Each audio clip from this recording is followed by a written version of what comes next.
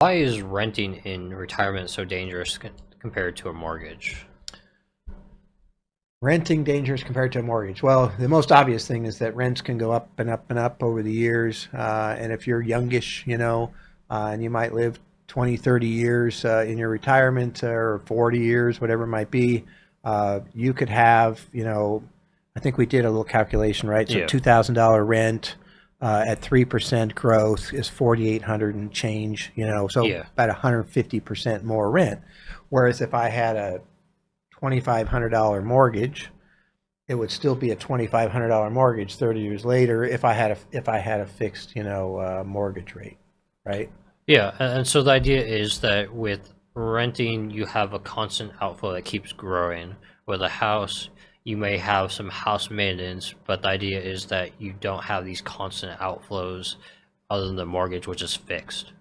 Yeah, it's really interesting because you know I own a home, right? And I built that home from scratch, or had it built. And, 7 years in, everything started falling apart. And, your house is in a constant state of decay. And, different things are happening and you're having to pay for that. If you're renting, you call your landlord and that's their issue to deal with.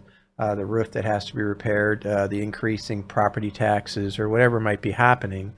Now, generally speaking, in a an economy that works properly, you'll probably end up paying some of that as part of your rent increases anyway. Hmm. I mean, the landlord isn't there to lose money, and so if their costs are going up more than your rent's going up, and they start losing money, I think your rent's probably going to go up pretty soon, Yeah. in most cases. So, however, it does kind of insulate you from that immediate cost, of that type of thing that happens. We had a pipe burst in our wall, took out 800 square foot of, hardwood floors. Was insured, but we still spent $6,500 on a deductible. If I was a renter, I would have been inconvenienced, but the landlord would have had to deal with that, upfront cost. Yeah, and renting can not be dangerous too. Mhm. If you're in like your later stages of your retirement, renting may be beneficial. Not worrying about maintaining the house. You don't have to worry about big expenses like replacing a roof. Something breaks in the house that's disastrous. You don't have to worry about it because you have, the landlord will take care of that kind of stuff.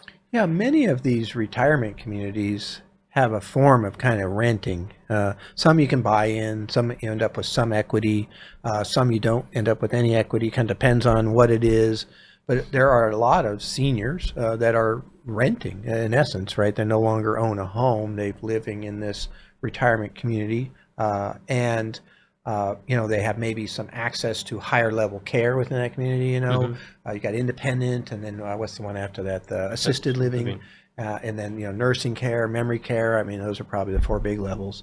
And so there's nothing particularly wrong with that. I mean, at least I mean, everything's included. Sometimes the food also. And the nice thing about that is usually when you get to the later stage of retirement, you don't fall victim to long-term inflation. Yeah, That constant growth doesn't really affect you in that it doesn't have that enough time to catch up to you.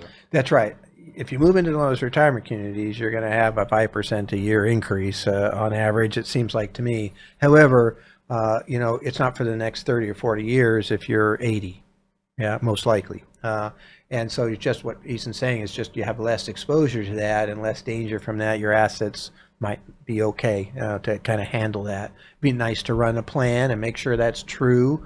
Make sure that things are set up properly. But that is in essence, it's a good debate because I've actually seen, there's one gentleman out there that's talking about, renting for life. He's a younger guy, and it just depends. If you've got a house that doesn't appreciate at all, and there are a lot of them out there, Hmm. and that can be, detrimental. You spend all this money, you spend it to get set up to sell it, and then you sell it for less or the same amount that you bought it for. Because that's the other kicker with buying versus renting, that possibility of getting some appreciation. And certainly in our area, it's been awesome. I mean, incredible appreciation. And so, that's nice too, because you get in there, my fixed cost for my mortgage, yes, I might have maintenance, but I'm also maintaining a property that is gaining in value. So I don't really have a lot of problem with putting money into it because it just keeps gaining in value. Now that won't happen forever, and there's Hmm. lots of examples historically of areas that have had trouble.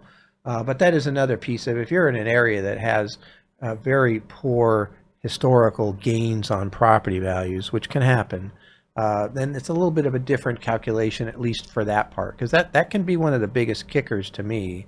Um, I guess the last thing is it's yours versus somebody else's. Yeah, you don't have to ask, can I hang Yep. this up or can I need to do this renovation of the kitchen?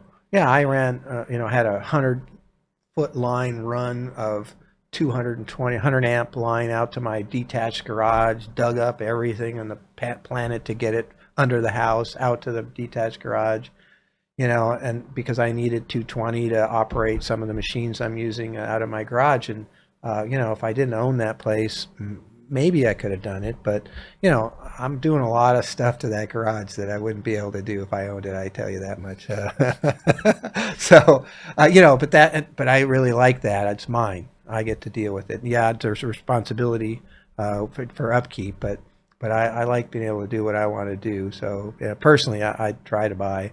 Now, it's assuming you can, right? I mean, a lot Hmm. of people rent because they can't buy. That's fine too. I was in that boat for a really long time.